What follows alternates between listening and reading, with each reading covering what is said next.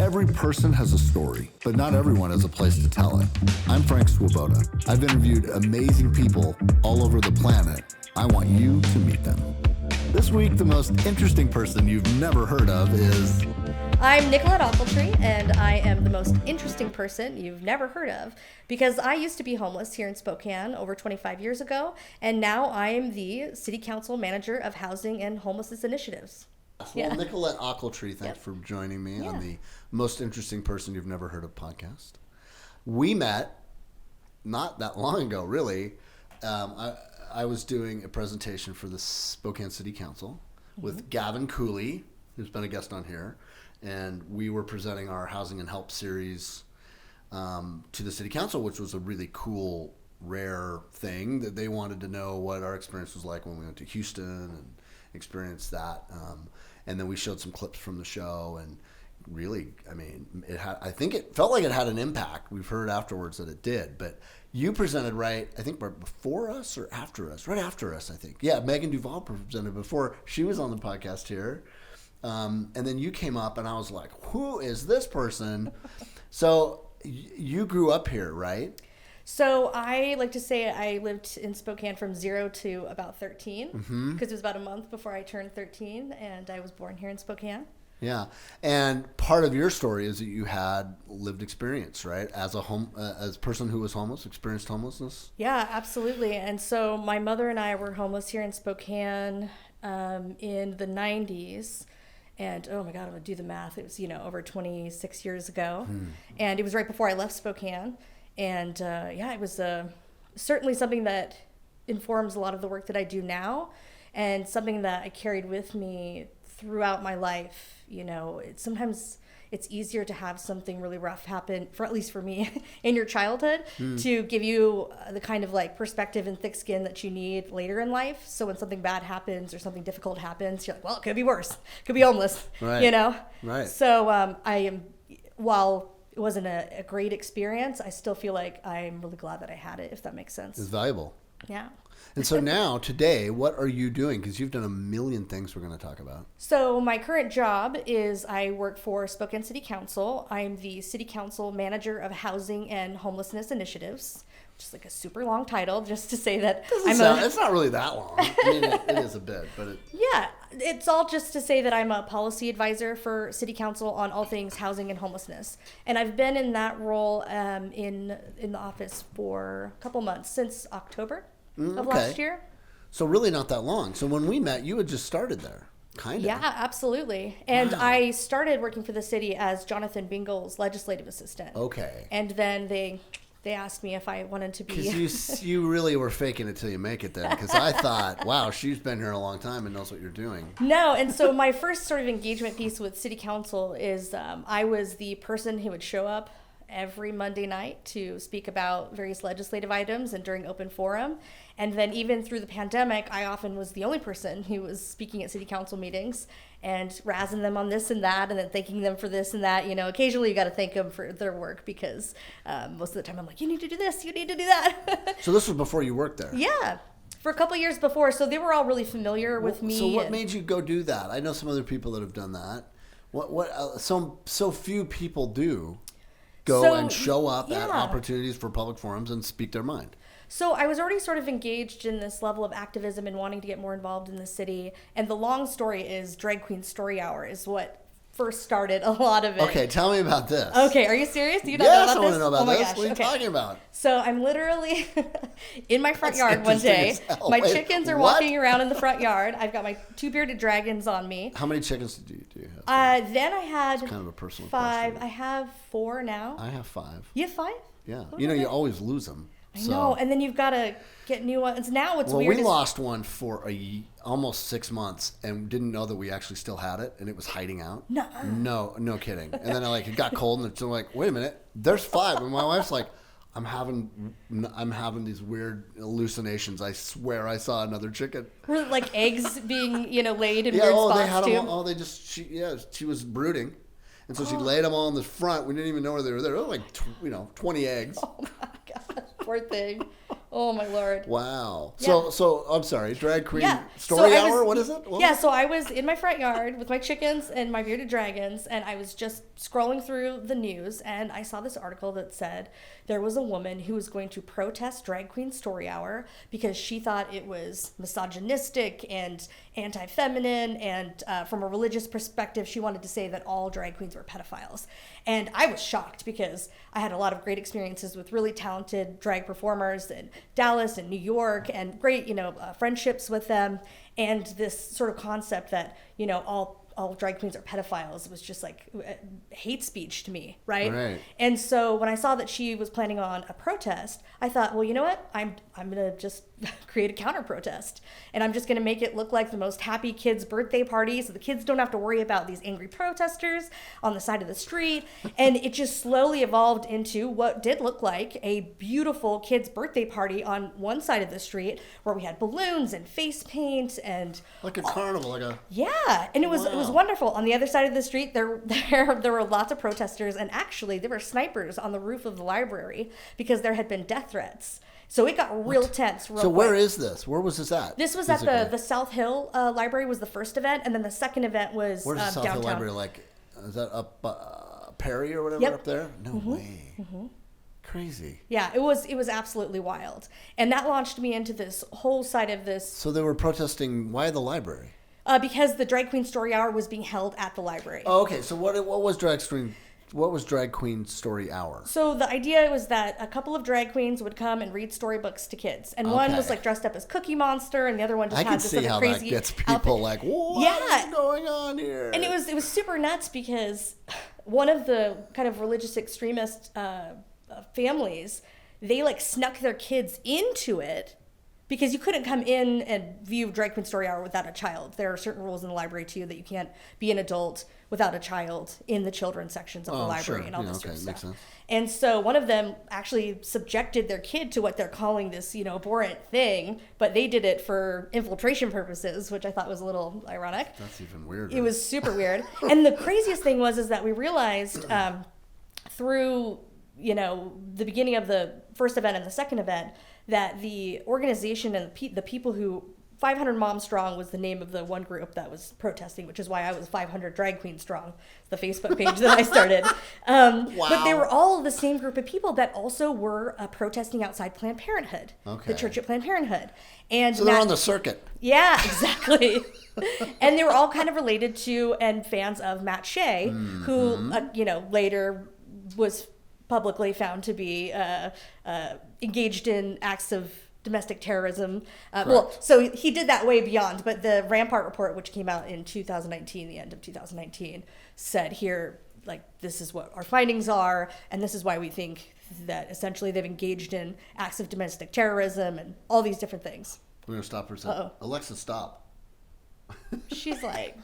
She heard something. Probably Matt Shea. She's like... Maybe. He's listening. Wow. Yeah. So when we saw the level of extremism, the religious extremists that were involved, it quickly became more than just about Drag Queen Story Hour. So then we started counter-protesting outside of Planned Parenthood when TCAP was protesting. And just recently, actually, they ended up settling the lawsuit because it was Planned Parenthood versus the church at Planned Parenthood. And they had to pay a pretty penny for doing that. Right. So you were a counter-protest. Yep. At the libraries when they would protest. And your event was what? It was like a carnival or something? Yeah, I mean, basically we just had prizes and face paint and balloons and like free bookmarks and just a bunch of stuff to distract the kids from the hate and just focus on, them having a good time and making it really colorful. And it was wildly attended. How was your turnout? I mean, who went where? Like, how many people are we talking about here? I mean, I'm really sides. horrible at gauging the numbers because I'm just not that kind of person. But we literally filled up our side of the street. I want to say like several hundred people on our side of the street, where they had probably around 50. Okay, so you outnumbered them. Yeah. Oh, by far. I mean, at one point I'm like, what protest? Like, we're just here having fun. Oh my gosh. So that did something for you, right? Yeah, that woke something up. Yeah, it did. It was just, one of the first pieces of me trying to get more involved in the community and with local activists that are trying to, speak against some of the hate and the vitriol that's coming, out against certain members of our community, and especially the LGBTQ plus community with this event. It was horrible, some of the things that were being said to just average people in our community on the basis of how they fit in the drag queen story hour debate. Often in the use of, in defense of sort of Christian values. Yeah. Which to me is always a thing that's just like, wait a minute.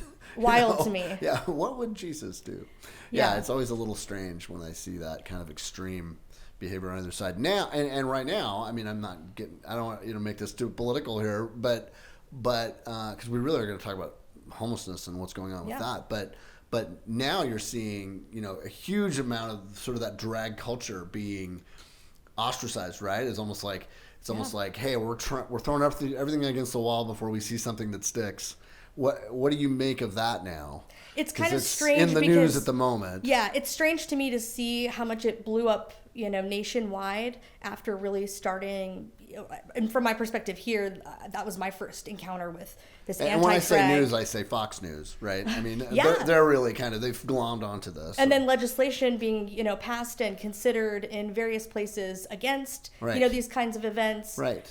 It's really problematic. And the part that really bothered me was when you say all pedophiles or all drag queens are pedophiles, you're discounting the fact that one of the reasons why pedophilia is such a problem is that it can be a family member, it can be a priest, right? Yeah. And so when you say they're all of one profession or of one kind of person, you're really just going ahead and you're making it easier for them to sort of do their gross clandestine behavior. Say, hey, look at those people over there, they're the ones that are doing the wrong thing. Sure. Well, this isn't getting called up here. Just to lump every person who is a part of something as being that is literally silly. A logical fallacy. It's a hasty generalization, and so it's literally irrational. It seems irrational. Yeah. Yeah, it is. Wow. So when we met, you really were we had just shown the clips of Housing and Help, and then you went up and talked, and I thought she watched our show. Yeah. What did you think of it, and how is it been helpful to what you've been trying to accomplish in what you're trying to do? Yeah, I thought the series was fantastic, and I had the luxury of actually going down to Houston as well with the mayor of Spokane and a few council members. Right. So we just a little bit of backstory. So we went to Houston and filmed for 4 days. Yeah. Really, I mean, almost a year ago now, but it filtered through every episode that we had were experts who had really done an amazing job of cutting homelessness 65% in the last 10 years, while ours has risen 65% in the last 10 years. So we were really fortunate to talk to the 6 or 7 people that were the key people and still are that are solving that. Our episodes came out, and then all of a sudden, hey, it did bring to light, I think, for the mayor and for some of the city council that hey, Houston's got something. Did that help? Do you think that helped her make the trip down there or bring that together, or was that already happening? I mean, I just thought I'm trying to think of the timeline because we had been out with several episodes before that sort of happened, and I thought, hey, hopefully this spurred a little bit of that. I think at least 2 episodes were already out. Yeah, at least, before we actually went to Houston. Yep. And exactly. Yeah, and I think it's great because, first of all, the people who, we met the same people in Houston. Mark Eichenbaum. Amazing guy. Absolutely incredible. Really smart, just... super generous. Very generous. They had this huge presentation with slides. I mean, I couldn't even believe that they could take all that time to sit down with us. And there was also a Delaware delegate that was also there. So it wasn't just people from Spokane, also Delaware. And then we broke off into separate groups because they had one set of concerns, and they tailored a lot of the information specifically to Spokane on one of the breakout sessions. And I do think that we benefited from the fact that you guys had already been there once and asked all those really important questions over a series of days. That's great. And I think it gave them time to kind of refine their messaging about what they thought worked and what didn't, and what they could do better and what we could do here in Spokane. And so I felt like we were really lucky that you guys went before we did. Oh, good. Yeah. Because then they could be like, hey, like the guys last time when, they came here, they had this question, and now we have an answer to that question. Or now we have a better way to articulate our message on this part. So, after thinking about it, here's what we think. Well, they were really great. We sent it to them. It's a little scary. You're like, hey, you said yes to this thing. We hope you put got in something you were good. It was good, and they were really complimentary, and they were really grateful that we'd done it. And really, if you scour it, it's about the only series like it in America about this issue, kind of that at least tracks some solutions. A lot of people have a lot of stuff that is, this is sad and horrible, and that's it. Not a lot of like concrete examples of how they did it, and how they've done it has been really, really smart. It's fantastic. And one of my favorite moments was Marinese Parker, who's the one who really spearheaded this. If you had to pick one person, she was, leading the charge in Houston about 10, 12 years ago.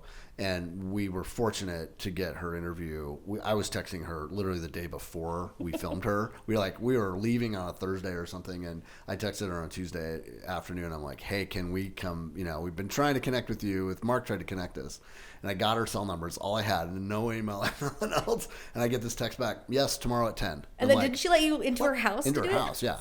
I go, well, there's like six dudes coming to film in your house. Is that cool? She's like, bring it on. Fine. That's awesome. She was just great. So I ended up, besides the city council, Gavin and I, and Gavin's done way more of this than I have, but we had presentations that we made to a lot of the service providers in town. People like Catholic Charities and UGM, and I don't exactly know who was at this event, right? But the people who are on the street, Hope House, all the people that are giving care to the homeless currently met and listened, and we were able to sort of make a presentation about our show and what we'd learned and what Houston had learned, and about, hey, there's a way to do that. And literally that morning, I had texted her, I think it was our 4th episode, which was the meat of their story, really. And I just said, hey, here it is. Thanks for being in it. I just wanted to let you know it's out and you should watch it. And she texted back that morning, right before I spoke to everybody, and said, this is great, especially if you do something with it. And I'm like, yeah. So I said that to the group that we talked to. I'm like, that's great. Yeah, and I might even been in city council. I want to say that it you was did. Maybe it was the morning of that. I want to say the morning of the study session. Maybe it was the study session at city council that I sent it to, and that was really super profound. Because there, people have lots of studies, and governments can do all kinds of stuff, but this is not a government solution to this. It has a huge part to play, but it has to be everybody, or it's not going to work. Yeah, I totally agree. And that's one reason why I've been really trying to push for the stakeholder engagement. We're going through this 90-day due diligence period about the regional authority. Right. Which So, is the central just piece. to explain that a little bit, Yeah. one of the things Gavin has done, right, and a lot of people, because of the series, we think it helped sort of spur conversation and made everybody kind of go. When we showed it to the city council, 5 of the 7 were there. I think 2 were traveling. Pretty evenly split left and right in terms of politics. And all of them were like, let's do this. What do we got to do? Let's go. We got to do this coordinated plan. It's essentially is what Houston's kind of done is, rather than the way it currently is right now, where we have a graph in our 5th episode that explains this really well. There's 6 funding sources for homelessness, basically. You've got cities that give money. You've got federal government that gives money, HUD, Housing and Development mostly, the state, Commerce Department especially, right? Then you've got business that gives money. Then you've got philanthropy that gives money. So there's 5 or 6 of these big key groups that provide money. They're all giving money separately to different things. It's not coordinated at all. Right. And the people who are receiving them are getting them all in different ways, and there's no coordination in terms of how those dollars are put out and how those dollars are received and who uses them where. And for what? Yeah. So Houston just said, we're just going to coordinate all this. So if you got money at all that's going into this, it's going to go to one central agency. Yep. It's called the Coalition for the Homeless in Houston, and we filmed and met amazing people there. Jessica Preheim, incredible person, and Mike Nichols. They are just phenomenal at coordinating all of it, and that, I think, has been the key. That is why they'll all say without that kind of coordinated plan. So since Housing and Help has come out, Gavin has been asked and has spurred, along with a few other people, to try to put together the workings at the governmental policy level, where everybody can say, okay, I've got money, I'll give it to this central agency, and then that central agency can decide how those are best spent to solve it. Is that a fair way to say it? Yeah. And I think that, one of the important things to note too is that what had to happen in order to make that work, and one of the reasons why they had to do it that way rather than another, is it's very similar in Houston as like what we're currently experiencing, and it probably is pretty similar across a lot of different cities. I think most cities in America, probably. Which is when we put an RFP out, which is like a request for proposal. We say, hey, here's some money. We need somebody to do something like this, like operate a shelter or do this or that. And then people bid on those proposals, right? And then the winning bid is the one who gets the contract. Now, when we do this, what happens is we get a lot of the service providers basically competing for the same, amount of funds and the same pool of funds.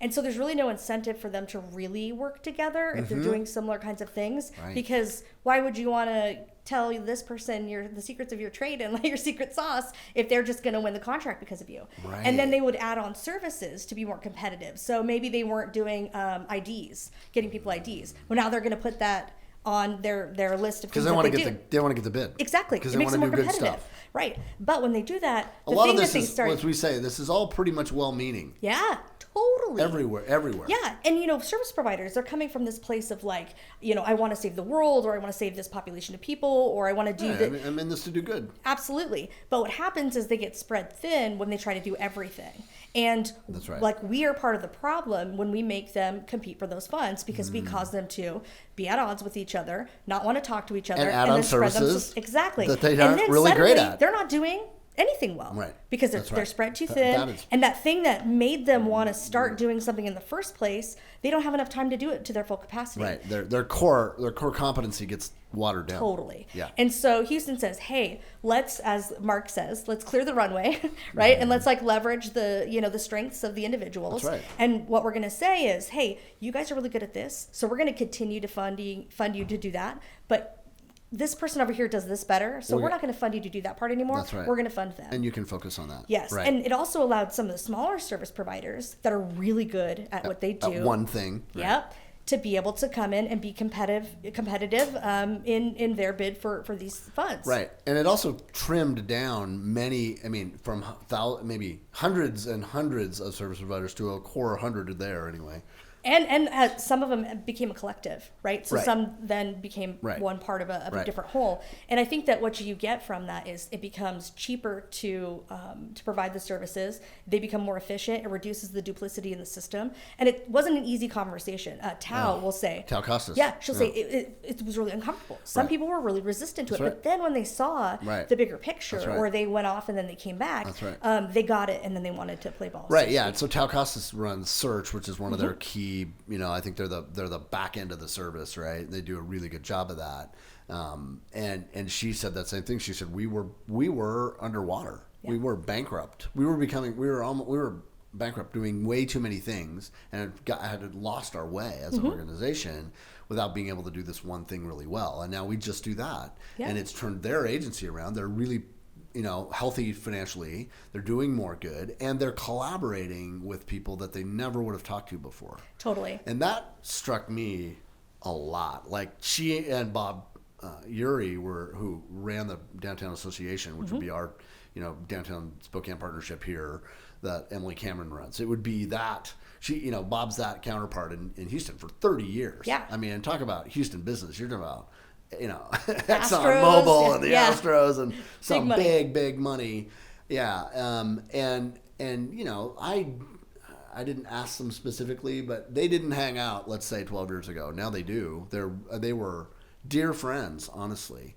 And because they had gone through the wars together, and they realized, I can't do this without you, and you can't do this without me. And in the meantime, if we don't do anything, it's costing us 5 times more money than if we do nothing. And that was sort of our goal. My goal for the whole series was, no matter what, have people walk away with the simple stuff. The simple stuff is, and Gavin can speak to it because he's a CFO and he knows money better than anybody, and the realities of how that gets spent, is no matter what you do, we are doing nothing right now. If we do nothing more, we're spending 5 times more than we should. Yeah, the cost of doing nothing is enormous, right? And so Harris County did that study, which is like, okay, how much does it cost us per homeless person per year when we do nothing? We just let them sit there. Let's ER costs. Just everything. Police, you name it. fire, the legal system. Whole thing, right? Versus if we just do housing first, And housing first isn't just housing only, right? I know. And it's That's not why only we called our housing. series Housing and Help. Exactly. Because that has been really spun. Yeah. I'll let you finish. No, your and thought about the that's dollars, also, but... that is why I also think the name of your series is so important, because the true housing first is housing plus supportive services. And it's not housing only if you meet these qualifications. It's low barrier, right? And it gets you housing, you get the housing and the shelter space first, then they wrap around those supportive services to make it a sustainable sort of option. Right. But as a brand guy, then nobody was hearing the other part of it because they didn't tell anybody the other part of it. Yeah. In fact, we were in Houston in a bar after we'd been shooting, one of the days, sitting there going, and we had originally called the series Beyond the Roof. We thought that was a kind of cool series, which is a good name. But it wasn't quite enough. And I'm like, hey, you know what? The best brands are just, they tell you what they are. Yep. And then the more we talked about it, I'm like, this is housing and with services. I mean, the problem is that there are a lot of detractors or people who have other agendas that are saying, oh, housing first, all you're doing is putting them in house and you're not helping them at all. And you're just wasting, them away and they're not getting any help. And it's, that, and it's like, no, you're just spinning that. And they're just spinning the term housing first, which does mean with services. But it doesn't mean it if you just hear it the first time. Yeah. So I was like, what's catchy, and we were like, well, housing with help was the original thought. And I'm like, no, it isn't with, it's and. Yeah. Like you need both. Yeah. They are equal partners in helping someone, get out of homelessness and into permanent housing, right? Yeah. And it's scalar, right? Because the help can look different depending on the needs of the person. And so one of the things I like to when I'm trying to explain to people why even that's necessary for folks who maybe they get the part why it's important for somebody who needs like mental health services, something like that. But they don't get it when it's somebody who are saying they're just sort of temporarily homeless. Like, why do they also need help? And so I like to say, hey, did you go to a dorm like when you were in college, and you were in a dorm and you had all this like community, you got, you're living with your buddies, you got buddies next door, all go eat together, we see them as you're going to class. And then when you move into your first apartment after that, it's lonely. Right. You don't have an RA anymore. Yeah. Who's making sure you're doing what you should do. And getting where you need to go. And then you're not cleaning your room as much because like there's not somebody, also in that room or somebody nearby who's always coming over. Yep. And then, you're eating by yourself sometimes or having to figure that out and cooking for yourself. And it can be a very lonely sort of situation. Yeah. And so for people who you wouldn't even think that they might need help, they do because of that community that gets built on the streets. Right. Wow, yeah. Because you're always around the same sort of folks, and people tend to get into these little sort of like tribal clusters.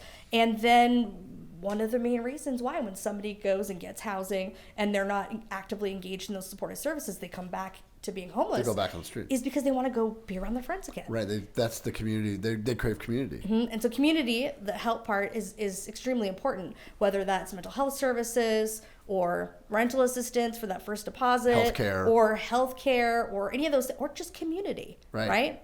It's super important, and it's a necessary piece that I think that we could even look beyond, our problem with respect to homelessness. Like, we all need to learn how to build community a little bit more. For people who say aren't religious or they don't have specific like sports activities we've lost or big a lot of our base. Communities. That less people go to church now, and that was a really key part of the fabric of our country, right? Totally. Yeah. And so what does community look like, and how do we build it outside of, those sort of spaces? We don't really ask ourselves those questions. And as adults, I don't know, it's hard to make friends unless you're just, making friends with the people you work with, or, when we were just running our small business and in our house. And so I was rarely even leaving. And so even for me, when I was moving into that activism, and what really kept me going forward was this sense of community I was suddenly feeling and engaging in that was lost on me, in my day-to-day life. And so I feel like that's just one of those things where, everybody needs it, including people who are experiencing homelessness. And so, yeah. So in the 90s, yes, different than it is today, a right? But still a little bit, probably not much if you're homeless. It's weird. So how did that happen, if I can ask? What got you guys to the place where you and your mom were homeless, and what have you learned from that you take into the job that you do now? Yeah, so really it was 1 month's rent that stood between us and, being homeless.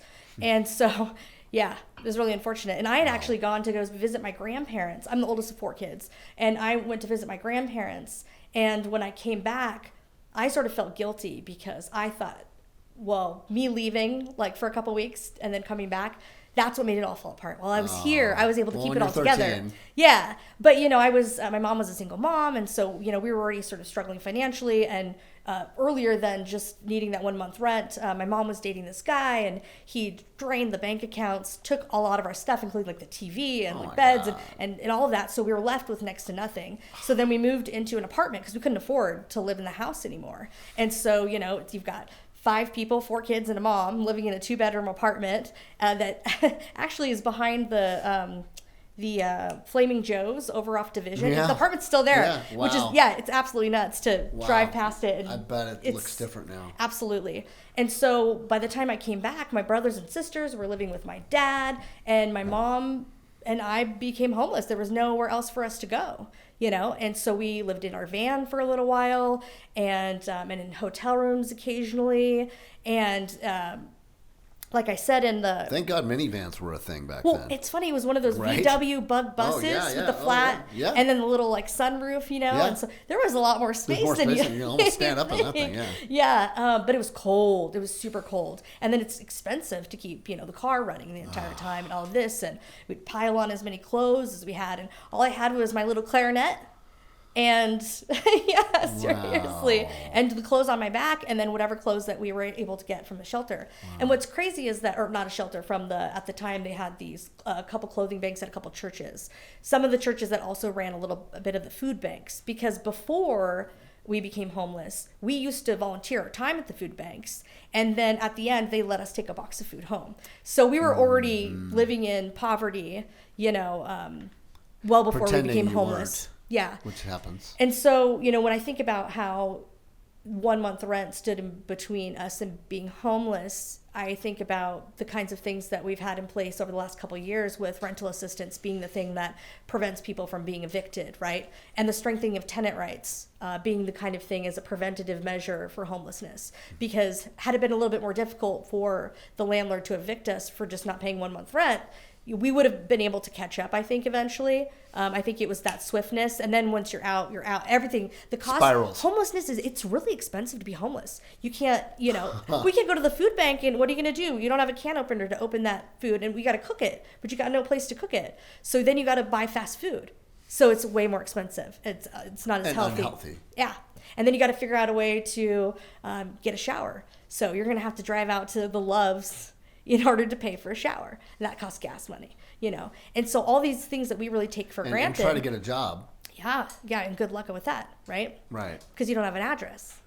Wow. Yeah. I know. That's the thing. I think that's the thing that people don't think about that really was an eye-opener to us was we've done this series. I knew nothing about this 2 years ago, literally.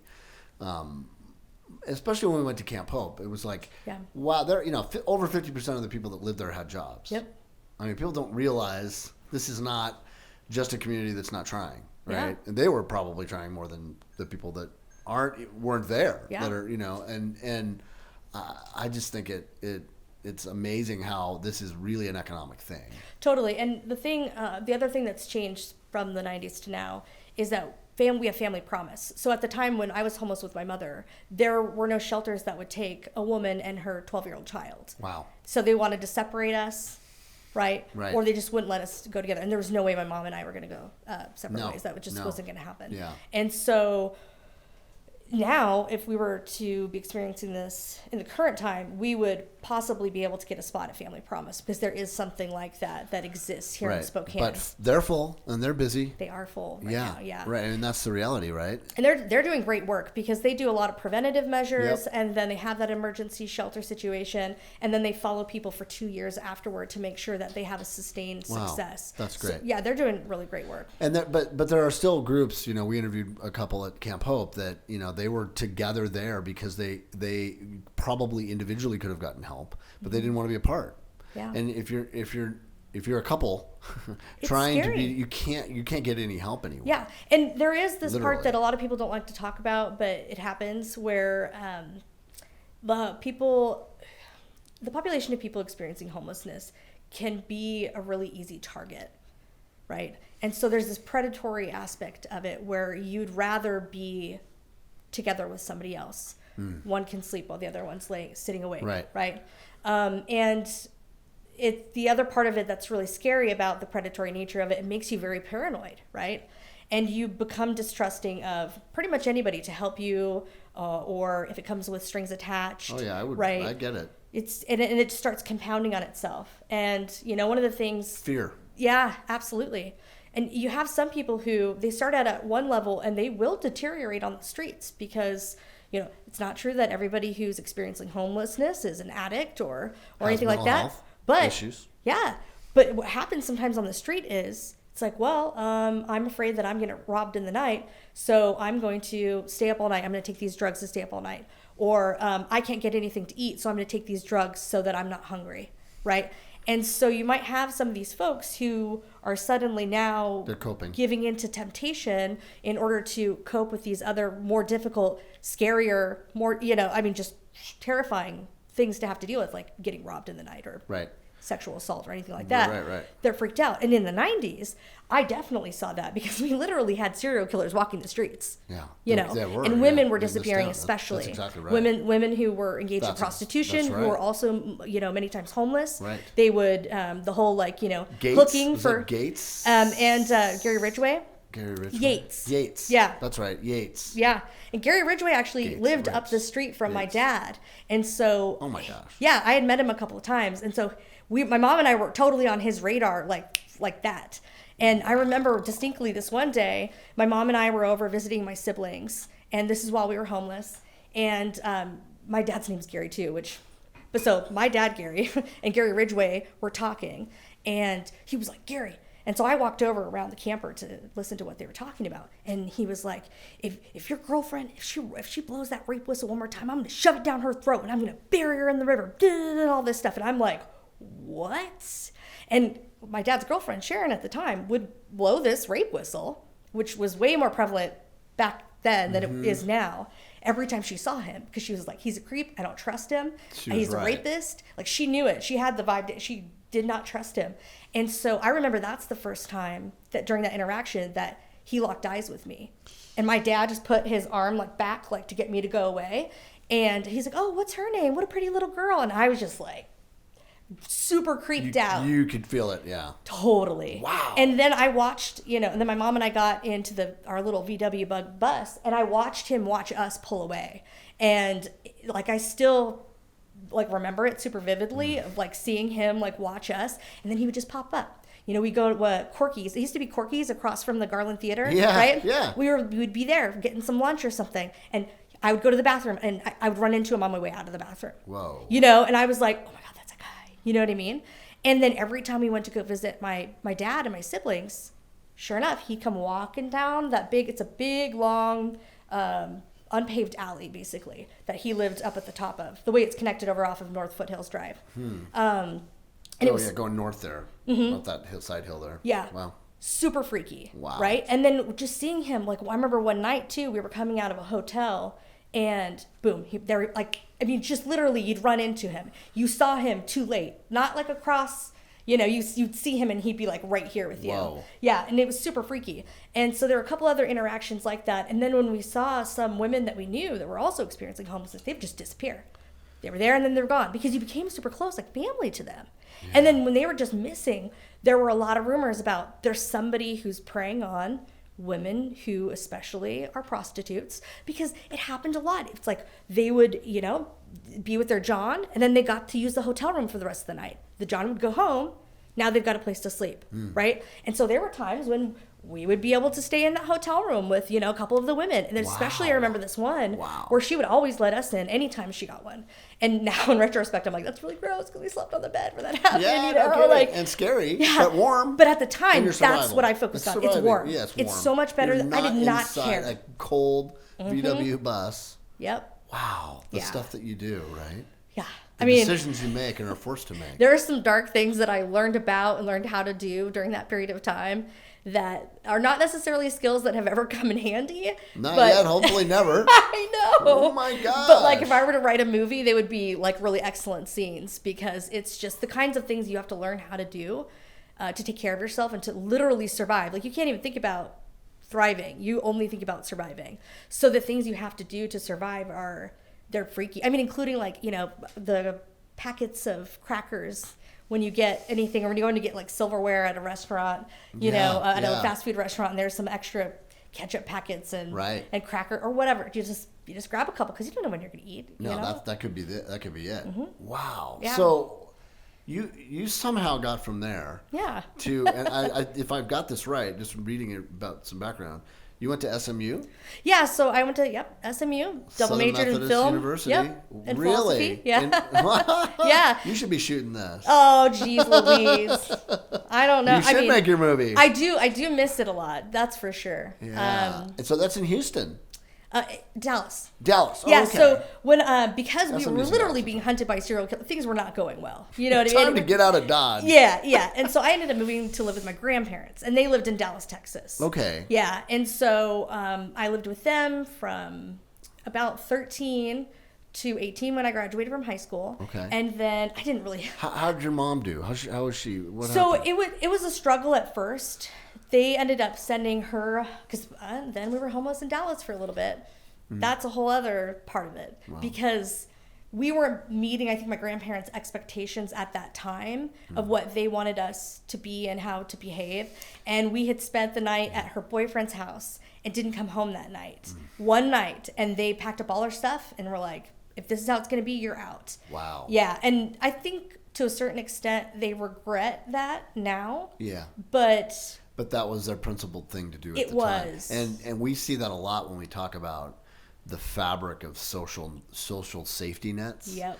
Family and friends that will save you and help you and kind of skirt you away. And that was much stronger when I was a kid than totally. when you were. And we had even fewer resources today. In Dallas because we didn't know anybody. anybody. It led to things like that, where people meaning well, thinking they were doing the right thing, in fact, were putting their own child at danger.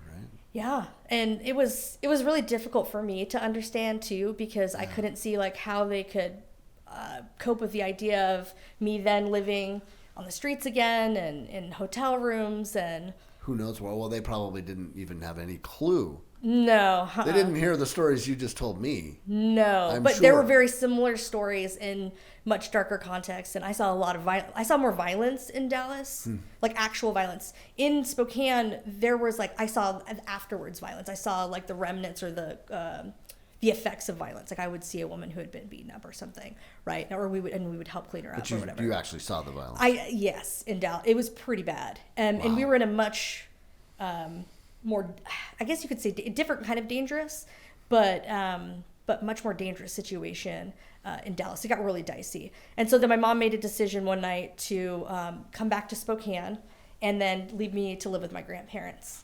And that's, I didn't understand it at the time. And I didn't What was see that her. Day like? Boy. Oh, it was horrible because I'd never really been away from my mother that long. And her and I were What was the super feeling? close. Scared? Abandoned, and then I also felt like I had abandoned my siblings because they called me Nikki Mommy growing up. Like I was a second parent, and then I left them in Spokane, and then my mom left me, and so I felt both abandoned and as though I had abandoned them. And then I didn't get to see them for a very long time, and I didn't see my mother for. She wasn't around when I graduated from high school even. It wasn't until I graduated from college, from SMU, that I ended up seeing her. And she went down a lot of different crazy paths to try to survive. And like, that's her story. So I'm not going to go into too much of it. No. But she has been, just the exact opposite now. Like she has just come so far, and it was decades ago. Oh, great. And now she is one of the most stable people in my entire life. Oh, good and she's her. Raising my nephew. Where does she live now? Here in Spokane. Oh, that's great. Yeah, so she's happy I'm back. Wow, I bet. Yeah, so again, that's kind of one of those pieces where I don't really regret anything, and I don't think she would either. I'm glad it happened when it did. It made me, I think, a more well-rounded person, a stronger person for anything else that came up. And I always had hope and knew that things would get better. And I never was mad at her. And I think about this a lot because even with my dad, because I could have stayed with my dad and my siblings, but he didn't want me. Because I was I wasn't a problem child. I was controlling. I wanted no Fruity Pebble. We're not eating Fruity Pebbles for dinner. This is ridiculous, Yeah, right. And so I think that he didn't really want that constant lens or Slurpees, every day. He didn't want that constant microscope on his parenting skills from me.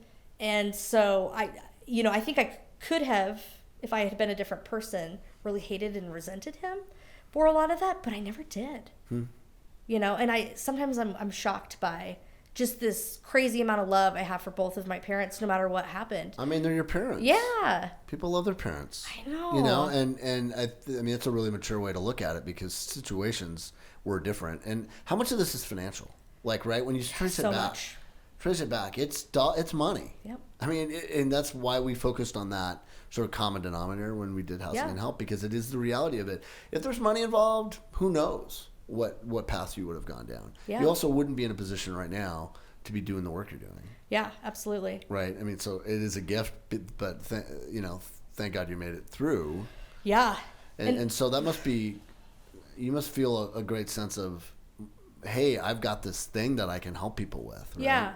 And I think that, there are certain parts where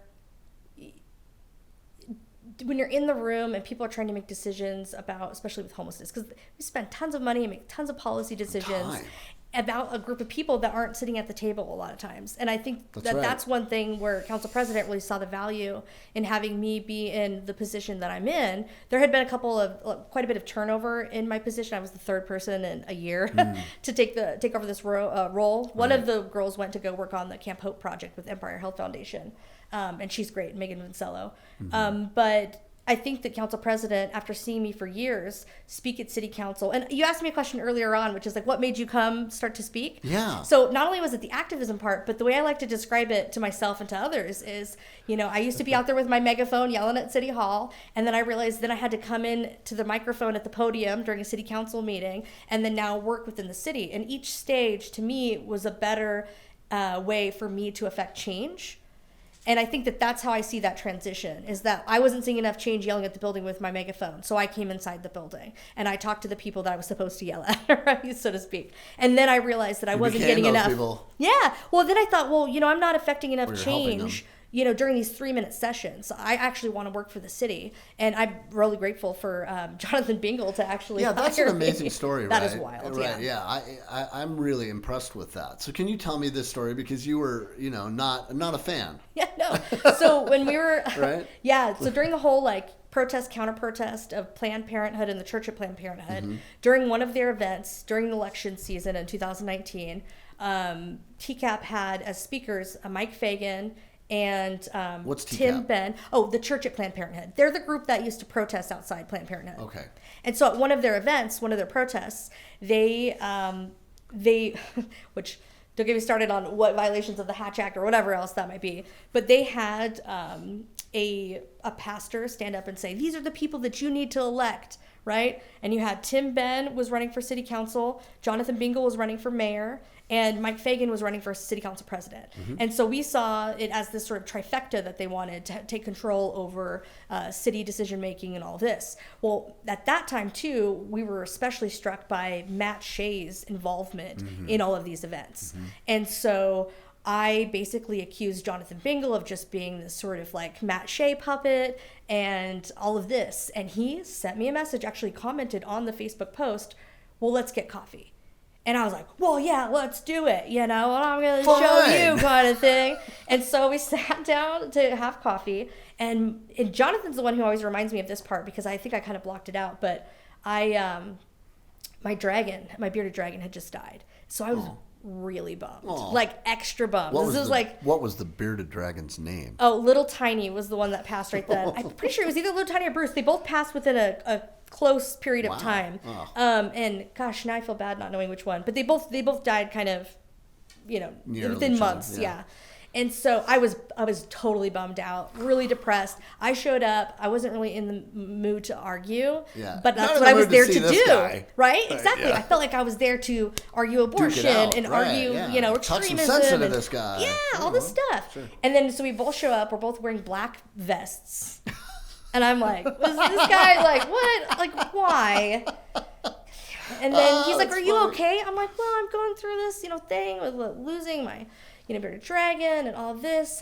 And then we try to we softballed the first part of the conversation because the vibe was just a little bit different. We kind of joked about the vest and, and then tried to commiserate on the loss of, somebody you really something you really care about, like an animal. It's like somebody to me. Somebody to you. And so then we started just okay, well, you grew up in Spokane, tell me this, tell me that. Turns out he ended up going to high school with my cousins, with the Ericksons. Oh, wow. And so we had this connection. Our birthdays were the same day. Welcome to Spokane. Yeah, exactly. Our birthdays were the same day, but different year. Interesting. So there were all these weird overlaps that kind of humanized. Synchronicities. Yeah, humanized our way of dealing with each other right from the outset of the conversation. Huh. And so I think it made us a little bit more okay. You're a person like me. Exactly. And it kind of put our guard down a little bit. We did start discussing some of the, nitty-gritty issues and the controversial stuff. And then we repeated these kinds of conversations, or we'd sit down and we'd talk about these tough issues. And one of the ones... Again, you met again. Yeah. And so one of the times I think was probably the most impactful on our relationship was when we went to Denny's one day, and he wanted to talk about all of these super important issues. I think at the time we were floating around the idea of me being his legislative assistant. And he's like, okay, well, let's talk about, housing and homelessness. Let's talk about this. And I'm like, whoa, hold on. I don't want to come from... I'm going to use my talking points, you're going to use your talking points, and we're going to disagree on the same ways we've seen played out on every other stage a million times. Right. Let's come to some agreement on some certain core principles that we can both agree on, and then let's revisit these issues. So we had something like a John Stuart Mill do no harm principle, right? A transparency issue. Ground. Yeah. And we agreed to, I think it was 5 that we agreed to. And once we agreed to those and we said, yes, we both care about all these issues. These are the positions from which we're going to talk about these other issues and make decisions on how we're going to do this. Exactly. Suddenly, we found out we really didn't disagree on a lot. We still did. The main controversial disagreements were still there, and they're still there today. Right. But some of the ones where I thought we would have tons of disagreement, we actually didn't. Right. And we were able to find common ground in ways that I think still today I'm watching council be able to negotiate, even with the landlord-tenant stuff recently. Right.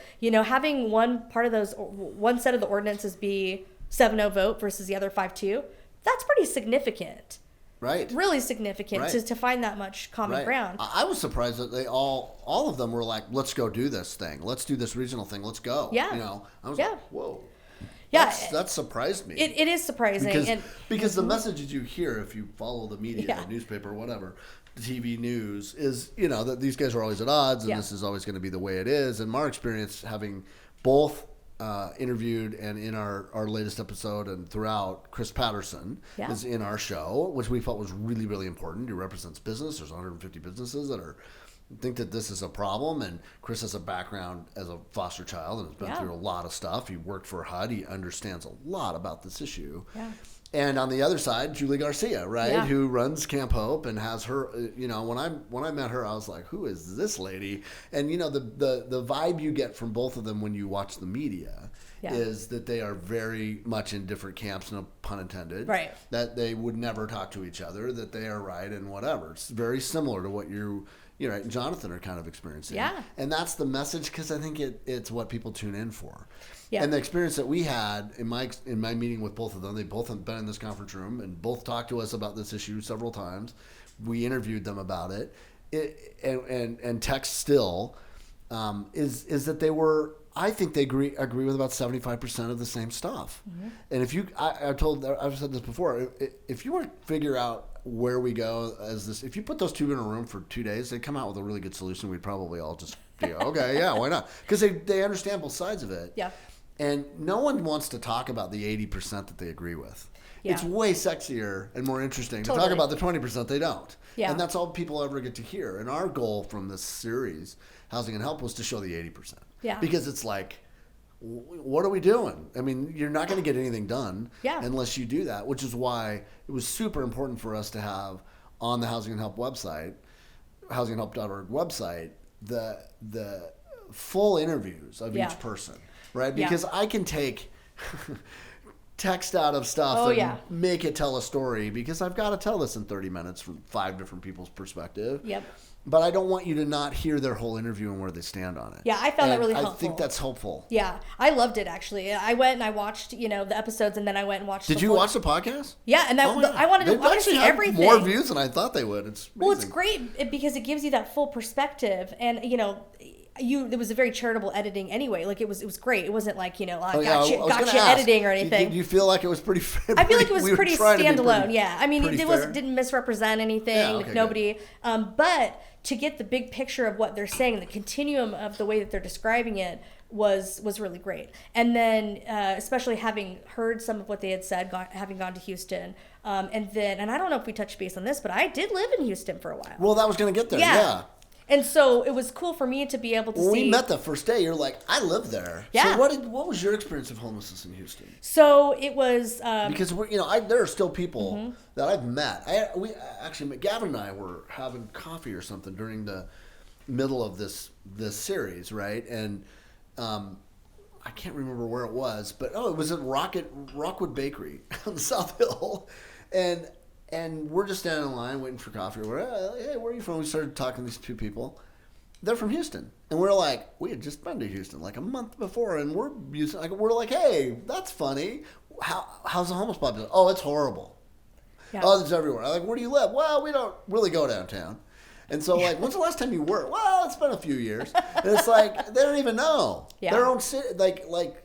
We're doing a better job explaining Houston and how good they're doing than Houston is, right? Yeah. Which is probably one of the reasons they were so generous in letting us help tell them, because, I mean, somebody's got to do it. Yeah. But the only way you'd get that told is the media who's going to tell you that it's bad. Totally. Yeah. And when you have that avoidance, like we see that here in Spokane where people are like, oh, well, I never even go downtown. It's like, well, then why do you have how did you form all of these opinions about how bad this, and that is when you, there's never any parking downtown. Well, there's always parking downtown. I watch the news and that's what they tell me. Exactly. Right. Or I've been avoiding it for so long because it used to be that way. Right. And my experience was kind of interesting because when I moved to Houston, I had just moved from New York to Houston. So you went from SMU to where? And how did you get to Columbia University. So you went to Columbia. Wow. Yeah. Did you graduate from Columbia? Yeah. So Oh my God. So this is a homeless chick from Spokane who ends up, graduated from SMU. Yep. And then you got graduate work at So I double Columbia? majored in film and philosophy at SMU, and then I went into the PhD program in philosophy at Columbia, and it was, really incredible experience. I bet. Totally useful now. I mean, obviously the job market isn't ideal being a philosopher, but a lot of the things that I learned, like by studying philosophy and being engaged in even the city in the way that I was, it's become very useful. I don't have enough time thinking skills, logic stuff, all like hardcore amounts of writing and research. Did you get your PhD or you studied? Yeah. So I'm talking to a doctor? No. Yes, I am. You did, and I don't like to bring it up a lot because I feel like it's really pretentious. It's not. It's an incredible achievement. What are you talking What's about? crazy too is That's I had a amazing. lot of experiences with people experiencing homelessness while I was in New York, but it's totally different. Right? It is different. The way people treat people experiencing homelessness. So where is Columbia? It's the Upper West Side. Okay, of Manhattan. West Side. Okay, yeah. So it's NYU's right down there, down on the lower. Yeah, that's lower east. Right. That's in comparison. I can't remember the park that it is, but yeah, Grand Central Park. Washington Square Park. Oh, Washington Square. Right right there. NYU is. Yeah. That's crazy down there too. Totally. And crazy. Oh yeah. And fun crazy. And what's nuts too about the people who are experiencing homelessness in New York is there's 2 main different. This is weird because I never thought about it like this, but there are 2 main different kinds, right? There's one kind who they are literally busking, so they've got an instrument that they're playing, or they're doing some sort of dance or activity or a magic trick or some performance, and they're busking for money. That's the Washington Square Park folks. Totally. Absolutely. Painting on records. Yeah. It's always a little bit different of the vibe. Yeah. Then you've got the folks who are just they're not doing anything, and sometimes you'll see an empty subway car and you're like, why is everybody packed into this one car and there's only one person on this? Usually that's because that person smells really horrible. It's filled up the entire car and nobody wants to be on it, or they're doing something dangerous, or they're screaming, or and what we're seeing across the country, obviously, is once we did all this deinstitutionalization and like all the went down through the Reagan era, all that stuff. That's in our episode 1, right? Yeah, exactly. That tore up a lot of. We didn't get here overnight. No, exactly. And so those folks, there really isn't a spot for them either. There is not. And so, but people will leave them alone. They give them their space. They're, for the most part. They find their own way. Yeah. And their own little pocket to be. And honestly, a little easier in New York than it is here. Yeah. And it's weird too, because again, there's that whole like busking and the entertainment part where people, by and large, they don't treat folks who are doing that kind of activity like they're just some sort of like, horrible homeless person or what. No, it's part of the fabric of being in New York. It is, and it's they're a little giving bit their like change. like what I always said, you're a film major, so you know this. I had a chance to write and produce a movie, and you're allowed a couple of contrivances in a movie. You can go I forgive that. It's a movie, a couple of them. Yeah. And like one of the contrivances that you would think would be there is one of my favorite movies is Elf. Right? And you're like, wait a minute, this grown man is walking down the street dressed as an elf. Right. In New York, perfectly plausible. Totally. In fact, I'm sure it's happening today, right now. Oh yeah. And I love that part. I love that so much Yeah. in that story, because it plays on that whole idea of that's kind of, I see that. It happens. It happens. Yeah. And you sort of forgive it, and it's part of the flavor of the place. You're on the subway and they say, what time is it? Showtime. They're about to see the kids like dancing and doing this like crazy acrobatics like on a moving subway car. And there are a few people sometimes that get annoyed, but by and large, everybody, even if they're not a tourist, are like, this is amazing. Look at this incredible talent. Totally true. Yeah. And so that vibe of except when I was on one once, and this guy, you could just tell he was so drunk he was going to just completely hurl across. My brother and I are sitting at each other, and he's looking over. I'm like, I nudge him, and I'm like, get ready. Oh yeah. And we split, and he, you got to be ready. Yeah, no, it happens. And so it's weird to see that kind of vibe of like there's a certain culture and a way of like, oh, I can't get a job, I'm going to make my own job. And the people, who are just commuting, they're giving their 50 cents, their pocket change here and there to support. They're getting a little bit of entertainment. There's some chutzpah. Yeah, it's interesting. And so the way that they treat people experiencing homelessness is a little bit different. So then you move to Houston. There's a little more respect, actually. There's a lot more respect, there really is. especially for those folks who are like, look, I'm going to use what I have. Well, they know how much it costs to live there, and they know that they're this close. Totally. One bad thing happening, they could be right there. Yeah. And one of the first experiences I had in Houston of somebody begging for change, I actually asked him, I was like, well, what do you do? And he was like, nothing, I don't have a job. I was like, oh, I half thought you were going to perform or like do a trick or something. And the guy looked at me like, what? What are you talking about? I know. And I felt kind of bad because it wasn't coming from a place of judgment. Right. It was coming from a place of just being in New York. I thought when I gave him the money, there was like some, like he was going to do like a sleight of hand magic trick, or there's some aspect, that was going to happen that would be entertaining. Yeah. And so when it didn't happen, I was like, this is one of the most awkward experiences ever. Oh, we were man. like, in a line on the way to go into a show. And that's when it first hit me that, okay, this population of people here are experiencing homelessness in a completely different way. I should say he also had like $300 pair of shoes on, which I thought, okay, clearly this is one of those kids that's like about to do some like super awesome like sneaker performance where they're, you know what I mean, or break dancing or whatever. And I'm here for it. I want to see that. It's going to be awesome. Because a lot of those kids did have great sneakers, but they were sleeping in the park. So you went to Houston after you went to New York. Yeah. Okay, so what were you doing in Houston, and what year was that, and what was the home situation like then? So my boyfriend and I met while I was at Columbia. He was at Juilliard, and so then he went down to Houston at Rice to get his master's, and so we were flying back and forth to visit each other, and eventually he was like, why don't you just move down to Houston? I was already done with school, spent a fortune staying there. And I was like, okay, fine. I said to myself, Houston's I will never live in Houston. When you're from Dallas and Houston. Go, dude. We were there a week. It's like Seattle and Spokane. You just diss each other. We met people like, Exactly. exactly. Nah. So I was like, I'm never going to move to Houston. Like, ew. And then suddenly he's like, well, move down. I'm like, okay, I'm in love. This is how this works. And so while he was finishing up his master's, a lot more affordable to live in Houston than it is in New York, though. Yeah.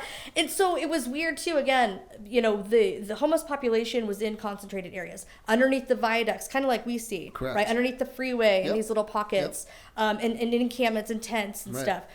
Places basically where they can get out of the elements, out of the sun and stuff, because it's super hot and humid down there. It also rains it. Yeah, and also close if they can to a convenience store. Gas station. Yep, that's the place where they're going to be able to. And then, of course, the begging for change is panhandling, whereas it used to be like, I'm going to do a little like show for you, and I'm, you know, and so then people, there's more fear about, well, this person's asking for money, and they might hurt me. But you never think that in New York. Well, in certain contexts, but in New York, for the most part, if somebody's sitting there like doing, you know, playing guitar and they've got their hat out, you're not worried about them getting up and stabbing you or something, you know. To make another buck. Yeah, and so the vibe was different. They have purpose. Yeah, and then so when we moved we were at a house at one point in Houston, and then we moved into some condos that were near the stadium, NRG Stadium, and there were, I would say at first, like 5 or 6 people in tents. Is that the baseball stadium? Yeah, like football. Oh, okay, football. I'm not a sports person. Yeah, It's the sports stadium. Yeah. Sports it's where they had the Super Bowl. So one of the last years we were there, they had the Super Bowl there. Yeah. Astrodome is what it used to be called. Yeah, the Astrodome. Yeah. And so about 5 or 6 people on a regular basis were about a block away on the main street over by a CVS, and they were camping right over on this one little pathway. What year would this have been? Oh, so this 2013, 12, 13. Okay, this is right when Houston started to make a change. Totally. So they were at that year the worst city for homelessness in America. Yeah, and it got real bad even in that one pocket where it was 5 people at first. And then I think it was the CVS decided that they wanted to put up a gate or a fence to kind of close them off so you couldn't see them, right? And then once they did that, it became this insane shanty town is what we called it at the time, which I wouldn't use that anymore, that term, but shanty town. I mean, they put tarps over on either side. They were like, oh yeah, this is sweet. Now we've got, and then it was just, wall. It was it was dozens and dozens and dozens of people. It attracted way more because then they're out of the elements even more. There's more of that community, and it just attracted even more. So whereas they're just trying to like, you know, create better sight lines and hide the people a little bit more, it actually attracted a ton more homeless people. It got really, really freaky. And then you found a lot of people at the condos were taking stuff off of their little patio areas because something would get grabbed and either sold or, you know, I mean, that's... They're stealing to survive. Yep, and that's just what happened. Right. We never had too many problems with it, but a lot of our neighbors. Yeah, they did. And so so then it got worse almost everywhere, especially on the little underpasses because, you know, it's a land of freeways. And so when you do that little U-turn underneath on the frontage roads, people were living right there. Right. Well, there's all these little rivers, right? Yeah. Those that people would camp there. Little bayous. So we lived right off of one of those bayous, right? 8 of those or so. Yeah. And what's crazy is that one of the main reasons we lived Houston is because those kept flooding every year. Oh, right. A little bit closer to the doorstep of our condo, a little bit more, a little bit closer, a little bit closer, a little bit closer. And year after year, we're like, pretty soon, where we live is going to flood, like totally flood. How long were you there? From like 2000, I think 12 or 13 to 2017. So 2 months before Hurricane Harvey hit, we left. And we left because we knew that flood was coming. Wow. And we would watch that bayou, and they even tried to widen the bayou right before the Super Bowl because they knew it was going to flood a little bit more, and they needed to get that work done before a big drove of people came in. And so we planned for over a year on, okay, what are we going to do? We got to get out before the next huge flood season. Wow. And sure enough, 2 months after we leave, Hurricane Harvey hits, the condo that we're in flooded, that entire bayou behind us, cars total parking garages full of vehicles destroyed. And of course, as you know, it was completely devastating to all of Houston, most of Houston. And so we feel really sort of weird, like little survivor guilt, because we still had friends that lived down there, but we warned them. We said, look, it's coming. The big one's coming. You were smart. You got out. There's nothing wrong with that. And so have you been back since? When we went on that trip. When you went back. Yep. So honestly, my experience when we were there was we were there with a mission to get footage of people experiencing homelessness and couldn't really find it. Yeah. I mean, there were panhandlers, yep.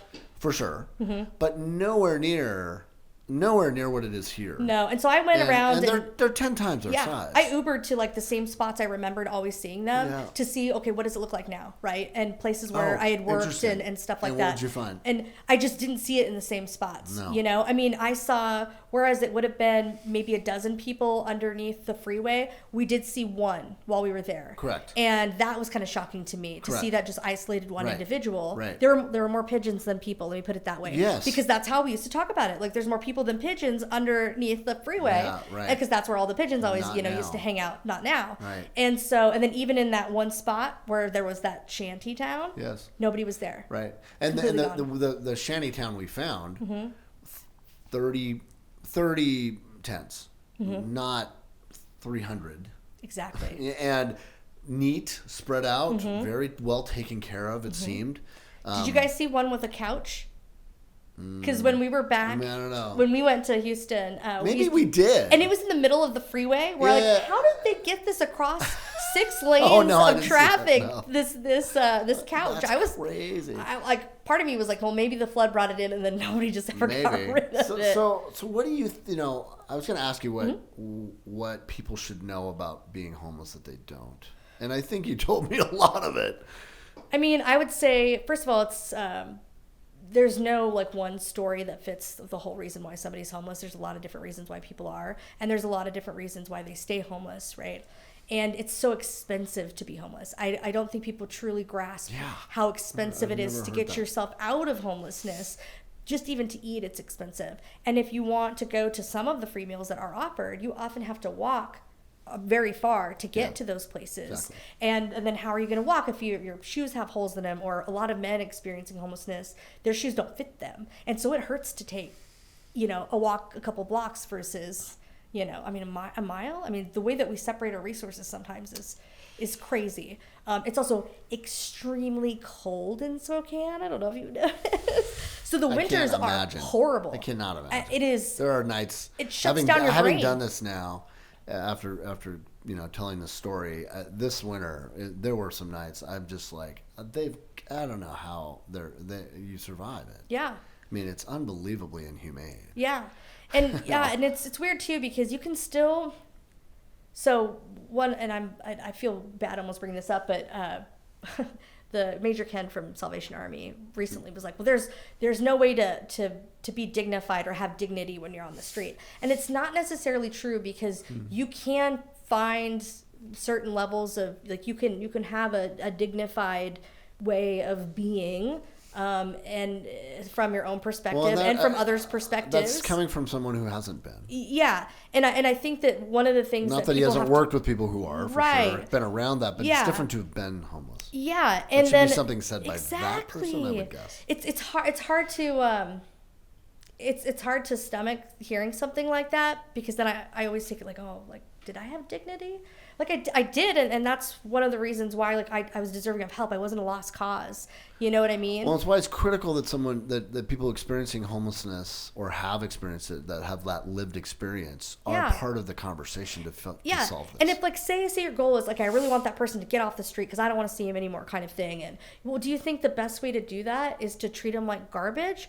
When was the last time somebody, gave you all this, like, negative reinforcement and screamed in your face and told you were worthless, and then you felt enough energy to go fix the problem? Right. Never. Right. Yeah. Never. Thanks for motivating me. Yeah. So if the goal is really to get folks off of the street and to get them help, putting all these stigmas on them, treating them like garbage, sweeping them elsewhere, expecting them to go to jail and get their life together, it's when they didn't commit a crime kind of thing. It just doesn't make sense if you take a big step back. And I think, and honestly, a lot of our business owners, even in downtown, there was a shift in their perspective over the last few years. It used to be like, I just don't want to see them. I don't want them here. But they also didn't want to give them a place for them to go. I didn't know if I had that attitude, but my business was downtown, literally across the street from House of Charity for 8 years. Okay, yeah, and that's definitely a hot spot. It got progressively worse. And what's interesting about House of Charity is people are like, well, why are they all down there around? It's the shelter. That the thing is that one of the reasons why people stuck nearby is because they had to make sure that they were there in line to get a bed that night. So they had to stay nearby so they could see, oh, is the line forming? Well, I better get in line. That's exactly right. And then COVID changed everything. Yep. And then it became like they wanted it to be a 24/7 unit. And then they didn't allow, bathrooms anywhere. Yeah. So that was a big challenge because where else are you going to go? Yeah.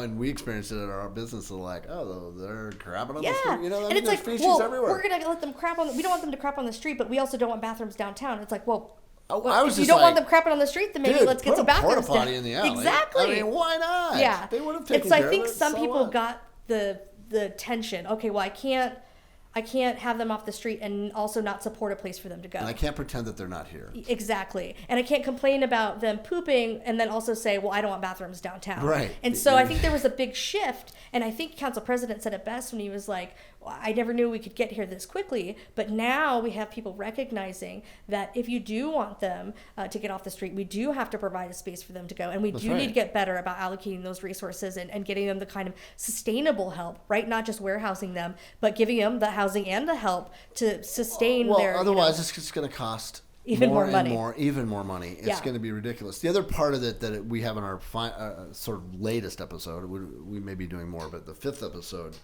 is, a bit of a conclusion to this series. And it really focused a lot on, one of the things we heard from Jessica Preheim, especially from the Coalition for the Homeless, which is that lead agency, that central organization that manages all this stuff. Yeah. And they're the pros, man. They really are experts in this business. They're not politicians saying that they know about it. They work on it every day. And they have for decades. And one of the things that she said really well was, I don't care who you are or how you look at this, temporary housing, temporary solutions for homelessness is 10 times more expensive.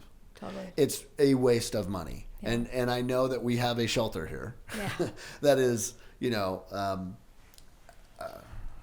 I get frustrated because having been in Houston, the mayor came back and said, oh, we're doing what Houston's doing.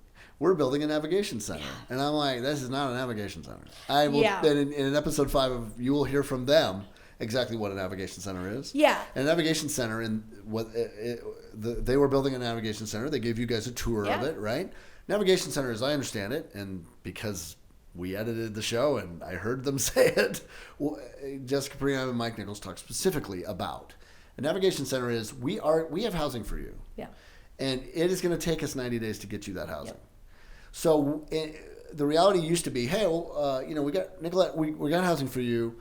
Come back in 90 days and we'll give you it. Mm-hmm. Well, who knows where you're going to go? Right. You're going to go back on the street. You're going to end up somewhere. Mm-hmm. We're going to have this ready for you. You're not going to show up. Exactly. So navigation center was built to keep those people who are on their way to housing, to keep them there, keep them fed, give them housing, give them services, so that they don't lose them, so that they do get housing, so that they do get on their way and they get into a new reality, right? And that's what the navigation center is. And it wasn't a shelter. It is not a shelter like we have here. You couldn't walk up and just spend a night there. No, this is what we have in Spokane as a shelter. Yeah. On Trent. Yeah. And it is not a navigation center. There is no one navigating anyone anywhere. Yeah. Because there's no solution for housing for these people. And honestly, like the amount of money that we're providing for the services to get people out isn't proportional to the operational sort of costs of it. So in terms of like how we're allocating our resources to getting people onto the path to get housing is difficult. And one of the reasons why Houston did build the navigation center, because when they had enough housing stock, they were literally decommissioning the camp. And you'd get a key, like from tent to apartment with services, That's right? But then their housing situation got pretty dire, just like ours. And they were like, okay, now we're going to have this bridge, right? Mm-hmm. We're going to have this navigation center. We'll decommission the camp into the navigation center, and then they'll get their apartments from there after that same period of time that you're talking about. Rebranding the track shelter into a navigation center, you can't make it what it isn't. Yeah, it's the old how many legs does a dog have if you call a tail a leg, right? Yeah. 4. Just because you call it, a leg doesn't make it a leg. Yeah, it's not a navigation center because they're not being navigated anywhere. Yeah, and so if we could if we really wanted to rebrand how it completely operated, we'd have to do a couple things. One would be it wouldn't be able to function as a shelter that people could just walk up and, be able to spend a night or two or however long they would want to stay. Right. They would have to be a specific group that were invited to be there based on, having been at, say Camp Hope or a specific camp, and then be moved on from there. I feel like we're really just rebuilding a ship at sea, and so I don't necessarily completely fault, the fact that because the intentions are there, the execution probably isn't the best, right? Right. And so, and we're dealing with a huge influx. I mean, because what are we going to do? Like kick everybody out of track and say, okay, now that you're at this camp, so track is what is the shelter of Trent. Yeah. And it is a warmer place. Yes. Than Camp Hope. Yeah. But there isn't water sufficient for the people that live there or are staying there, and one of the reasons to be the biggest surprise of Camp Hope, having interviewed people there and filmed there, was, why are you guys living it? Why are you doing this? Yeah. Like, well, we want to. Why are you living in a tent? I don't get it. I didn't get it, and it's like, well, because we can shut the door. Privacy. Yeah, I can close this up, and it's my space. Yeah. If I go to a shelter, the Trent shelter, you're literally sleeping next to somebody else. Yeah. On a cot, whether you're separated by something or not, but you're feet away from someone else. Yeah. And you don't get to keep your possessions. Mm-hmm. You don't. And we featured one of the stories of the couple that we talked about in, I think, episode 2 of Housing and Help was, they had their urn of their child that had died when he was 18 months old, and they were really worried they wouldn't be able to take that with them if they went to a shelter. Yeah. And they may not have been able to. Yeah. It's like, they're like, we're not doing that, And thankfully today they have housing. Yeah. They're, I think, at Catalyst. They're on their way to that, and maybe our show helped a little bit there. I would hope.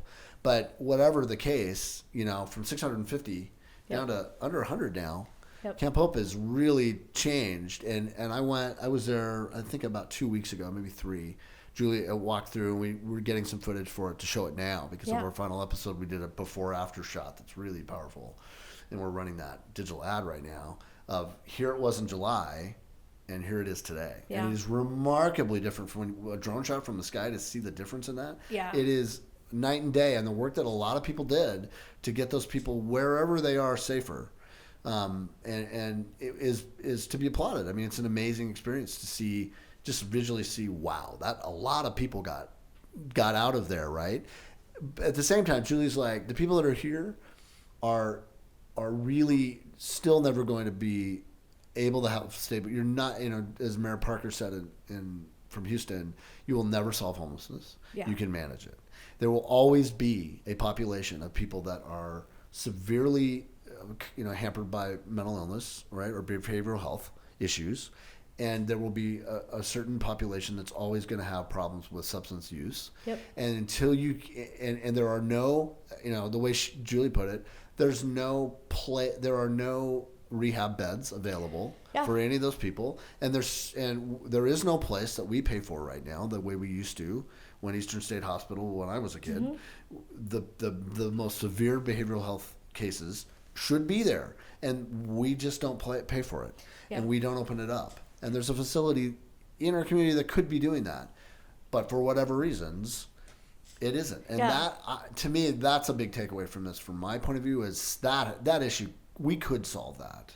That could be solved somehow by figuring out a new, smarter way to take care of people at the worst cases of behavioral health, so that they're not on the street, but they are in a facility. Yeah, and we just choose not to pay for it. I think Kat is building the detox facility. That's great. But for the longest time, you couldn't be like on drugs, experiencing homelessness, and say, you know what, I'm done doing drugs. I'm high as a kite right now. But I want to get better. I want to get immediately put into a rehab facility right now. It didn't exist. It didn't exist. No. And then even with like UGM, which is a sober facility, you have to be sober before you get in the door.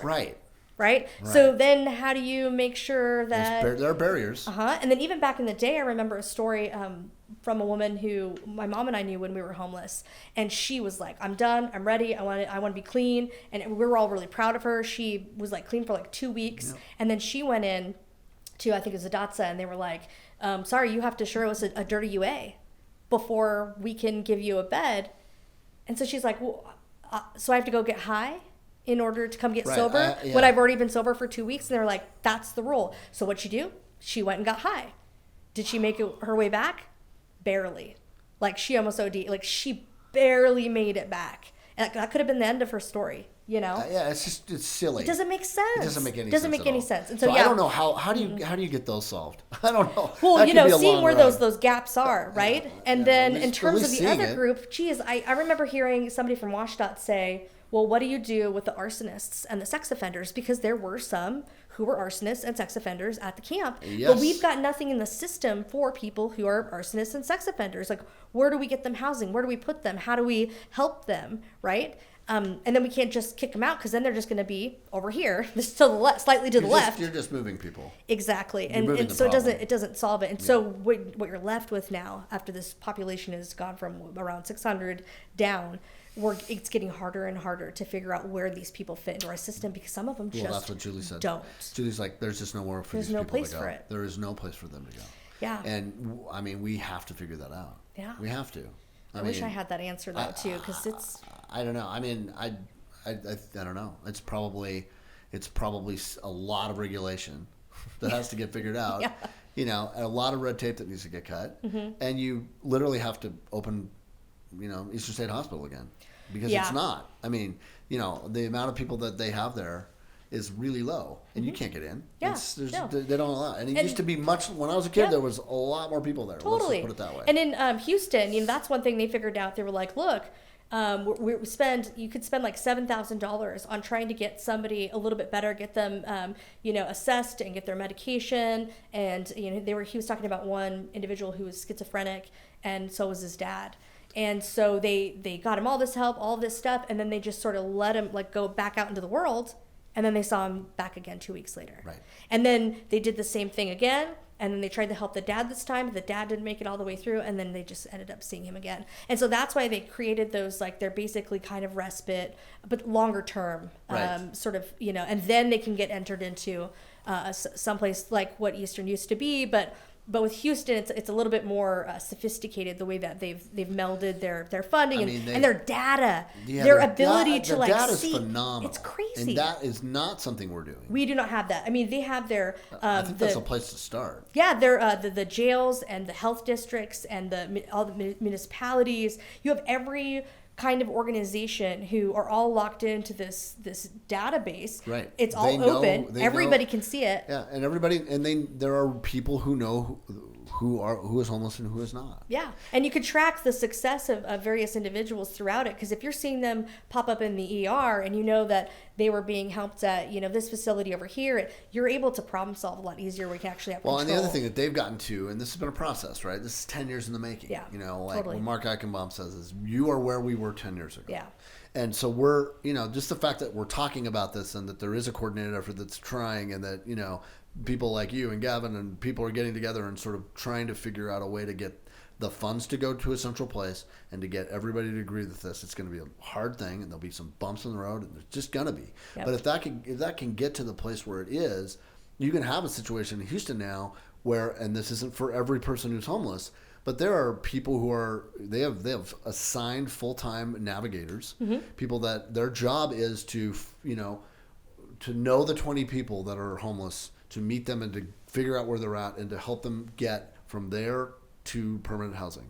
And I mean, that is what it takes. It takes an actual person to help you. And if you had that, what would that have been like? And the partnerships with the landlord. So in my example, if there had been an organization that already had these partnerships with the landlords, and they were like, hey, it's going to be cheaper if we just give them 1 month rent so they can catch back up and to prevent them from being homeless. Boom, we got it. Or do you need to go somewhere cheaper so you can afford that? Or we'll pay the rent? gap for the month. Exactly. And those relationships they built in Houston. Now, if somebody's like, say they lose their job, or now they've got a new job and it doesn't make as much money and they can't afford that level of rent, well, they're like, okay, we can place them over here, Right. Or if, somebody's experiencing homelessness and they're really low on units, but they're really easy to house, right? Because they just are very temporarily homeless. Again, it was just that quick loss of a job or a car or whatever it was.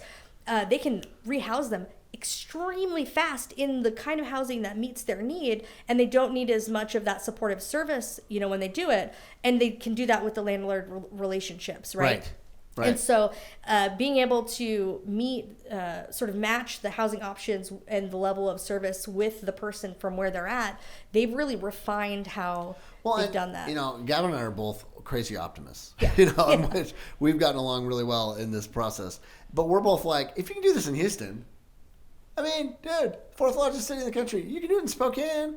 This is still a big, small town. Yeah. There's a lot of people that know a lot of people. And we are connected in a way that most places aren't. There's a way to do. I would think it'd be easier here. It shouldn't take us 10 years, especially with a roadmap like we've got with Houston. Yeah, and I think it does take that coordinated effort because because it's a big, small town, the grudges have been held, the trust has been broken. Sure. I mean, even when, one of the things I thought was interesting watching the county and the valley talk about, moving toward this regional model is you saw that pain and that resentment that's been built over decades that hasn't been totally healed. And or spoken about much. It's buried a little bit. Exactly. Yeah. And so if you're not really paying attention to it, you don't really see it day to day. But when you're trying to do something like this, so the Valley, they were on a path to, they usually give the county the money that they get for homelessness and let them spend it, right? Yeah. Now they wanted to take that money back, put it into their budget so they could use it strategically. And then they're creating this housing or homeless action plan that they've been developing. So whereas they were trying to get more independent, we're trying to get more collaborative. And so I thought it was really big of them to make the decision that they did to have this conversation. That's really, because they had to have this sort of moment like, look, we have this momentum toward independence, and they're asking us to all work together as a collective. Right. It's very different. And the timing is difficult. Yep. But I think that they were able to have those hard conversations to have this harder conversation. Because remember, that's what it is. Well, I mean, and that's the thing is at the end of the day, you want this to stick. Yep. You want a long-term solution, and that's what Houston's been able to do. It really sticks. This isn't put it over here for a while and then come back. Yeah. It's like jail everybody. Yeah. Put them all in jail. Okay, well, first of all, it's going to cost us $50 million. Yeah. and in a year they're all back on the street. Yeah. So that's not a permanent solution. Yeah, totally. And I think one of the parts I'm so super excited about, and Gavin has sort of given me the go ahead to help this stakeholder engagement piece of it. Hoping. Yeah, because I think that's critically important, and I think he kept running into it a little bit of like, oh yeah, no, clearly we need to, because you have had these people who've been doing this work for decades. Right. They know what's working, they know what's not working. So giving them a space to talk to us and to talk to each other. Yeah. I mean, it blows my mind sometimes that, you'd have two people and they've been doing it for 20 years, but they've never met. I know. It's like, what? How is that possible? I know. And so giving them a space where they can all come together, they can all talk about what works, what doesn't. What's the old story if, two horses can pull 10 times the weight or whatever, right? Well, you guys are doing the same work. Yeah, exactly. And you should be on the same team here. Yeah. We could do way more if you're together on this thing. So hopefully at the end of April at the library, there will be this event. I'm not sure if it's going to be 1 day or 2 days. We're still conversation around how that's going to go. And it's just going to be that space for folks who are, everybody from people who have experienced homelessness to service providers who are, doing this work already, members of the COC board, CHHS board. Everybody's going to be invited, businesses, elected officials, just average citizens, to come and have some of these conversations in this preliminary way as we're doing this 90-day due diligence period, so that we're not sort of missing some of the critical components as we're building this regional authority. Right, you're going down a path and leaving people behind. People need to get involved with that. Houston did the same thing. They had a huge charrette, they called it. Exactly. Right? And everybody came together and they learned a ton about that. And at the end of the day, there are going to be people who are going to be in that room and go, uh-oh, my reality is going to have to change. Yep. And that's a super hard thing. But you're never going to get to a permanent solution unless that happens. Mm-hmm. And I always believe that if that changes, is probably going to be better for everybody, no matter what. Yeah. And the only way we can actually do this is if we actually have buy-in from the people who are already doing the work and the people who are impacted, from it. Like what doesn't matter how they're impacted, whether it's a business. So when you say 90-day due diligence, what's that mean? So the idea, the resolutions that were passed by the county, the city, and the valley were to agree to this 90-day due diligence period. And when did this pass? And so this was all last week. Yeah, last week. Everybody did it last week. So both the county, the when valley, when we and recorded Spokane. this was last week. Yeah. Last. Here early March, let's say. Yes. And that was fantastic. That's a huge account. That's what I'm super proud of. That. Yeah, I am too. He's and if we can't agree to have a conversation, we would not be able to. A lot of people, not just Gavin, have done a lot of work to get that to be the case. I mean, a ton of people. It's taken a lot of people, absolutely, right, to get all basically saying what. They're saying they're willing to have a conversation over the next 90 days about what it would look like to have this regional authority. Right. And so the idea where is, at the end of the day, we all pool our money toward one thing. Yep. And one organization that we all have a part of creating. Yeah. That would then be the place that gives the services and uses the dollars in the smartest way. Yeah, so the idea is like, well, how is it structured? Is it structured as like a nonprofit or a PDA? And and what are the pros and cons of it being one way versus another? Yeah. I mean, you're gonna have to get everybody on board, because you're like, here, give me all your money, and then let's figure out one strategic plan that we spend it on the basis of. And I believe that Mandy Chapman Simple, she's amazing. Is amazing. Yeah. So she is one of the key. I would say is agreed to be a part of this as a consultant. Yeah. And she was one of the key architects of Houston 10 years ago. She worked in the mayor's office, worked alongside Mark Eichenbaum. Yeah. And with Mayor Parker to design the system that they have now. And she is now going to be a part of helping to guide this as a consultant. Yeah. Which We're is really so incredibly lucky. Yeah, and that really came out of our show. A lot of it did. Came out of us meeting with Mark and learning about Mandy, and Gavin having conversations with her and going, hey, why don't we just, and that's what when we came back from Houston, I on our whiteboard in this conference room, I'm like, hey, let's cast this. Yeah. Like, I'm a movie guy, so how are you gonna cast? Who's our Mark Eichenbaum? Yep. Right? Who's our Bob Urey? Who's our Tao Costas? Who are the people? Who's our Mayor Parker? Who are the people that here need to fill the roles that are being filled in Houston, and that's more than just the 8 that we talked to. But like, who are they? And that's kind of what's happening. Totally, yeah. And and you're so one of those grateful. people. Oh, well, thank you. I'm really glad to be a part of it. You're one of the first people I thought of. I'm like, for me, I'm like, I drank the Kool-Aid, so to speak. Yeah. Like, I got it. When I was down there, I was so impressed. Well, I'm telling you, you've got lived experience, and that's a big part of this, yeah. right? And then having been in Spokane experiencing homelessness, having lived in Houston, and then seeing the difference with my own eyes about how radically they've changed, that city and the feel of it, the look of it, every little part of it. I got it. I understood it. And then to watch your guys' series and to be able to watch all those interviews and compare and contrast them to my experiences, listening to the same people talk about these issues, I got it. And then with Mandy, some people are like, well, just because he worked in Houston doesn't mean he's going to work in Spokane. It's not going to be the same. But it wasn't just Houston. She's done this in several other cities. Right. And I feel like, especially after her having gone to Denver, fantastic. Amazing. That's one thing with the cold weather that she'll get that wasn't necessarily the same in Houston, and probably not so much in Atlanta. Right. No, that is really was she a part of important Atlanta too? I think it was. I think she did Houston, Atlanta, Denver. Atlanta's probably number 2 in terms of their. I think they've reduced it 40%. Yeah. No, I mean, it's just there's a reason that these people know what they're doing. Yep. And you got to be able to build it the way that you're going to build it. And there'll only be our way of doing it, you know, and it's going to be a really interesting path. I'm just glad that you're part of it, because you're one of the first person ever since you spoke that day. I'm like, hey, she's great. Like you've been to. It's so ironic. That I see the vision and all the pieces. I feel like when we I have finished to. the last episode, episode 5, which we call The Way Home, because that's the name of their organization. I think their whole program. Their whole program is called that. Is the big takeaway from that one for me was when you put this team together and you've got all these people that are going to be a part of this, you have to have everybody pulling in the same direction. And if you don't have that, it's not going to work. Exactly. It's really not going to be the same. It's not going to have the same effect that it would if they are. And they've been able to kind of figure that out and get everybody sort of on the same.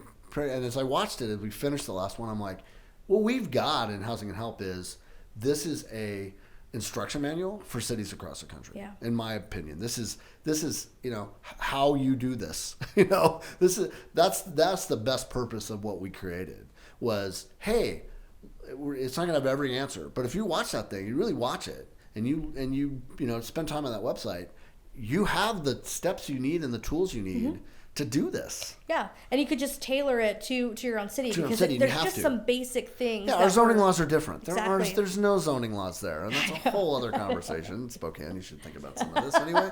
But we have to be able to have different kinds of housing. Yeah. We're underhoused.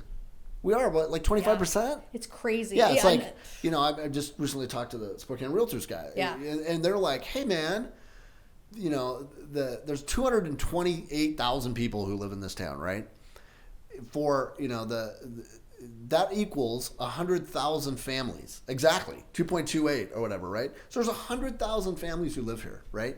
To house 100,000 families, just the minimum, you need 100 and I think it's 15,000 units or something like that to house 100,000 people. We're at 89,000.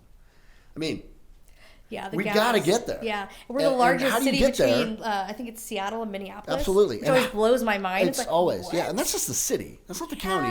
How do we get a rapid building of homes? Yeah. How do we? I mean, that's what needs to happen. One of the things that needs to happen is we got to build. We don't have enough. There is not enough housing here. Yeah, and there are a lot of like developer incentives, and we're trying to get more creative with how we use some of these 1590 funds and incentivize development. Right, and but even, they need to be at the table. They have to be. Yeah, absolutely. I mean, it ain't gonna happen unless there's building. Yeah.